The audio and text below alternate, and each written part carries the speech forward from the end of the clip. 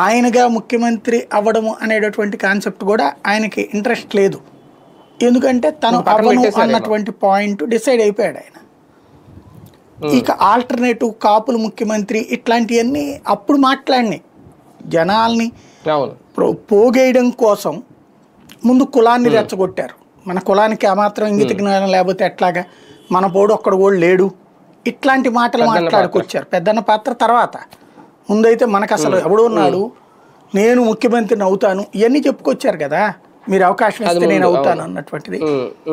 ఎప్పుడైతే 21 తీసుకున్న తర్వాత నుంచి ఆయన క్లియర్ కట్గా పిక్చర్ ప్రిపేర్ చేస్తున్నది ఏంటంటే వాళ్ళ కార్యకర్తలకి ఎప్పుడైతే అసంతృప్తి పెరుగుతుందో, ఎప్పుడైతే వాళ్ళల్లో ఆవేదన వస్తుందో అది కవర్ చేయడంతో పాటుగా దబాయించడం, అంటే గట్టిగా మందలిస్తే కంట్రోల్ చేస్తున్నారు ఆయన.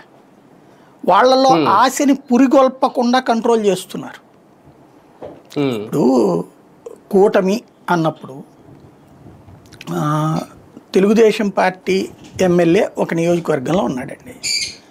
అతని నియోజకవర్గంలో అతనికే డామినేషన్ ఇచ్చారు కదా, గుడ్, తప్పులేదు, వాళ్ళ ఎమ్మెల్యే ఉన్నాడు కాబట్టి.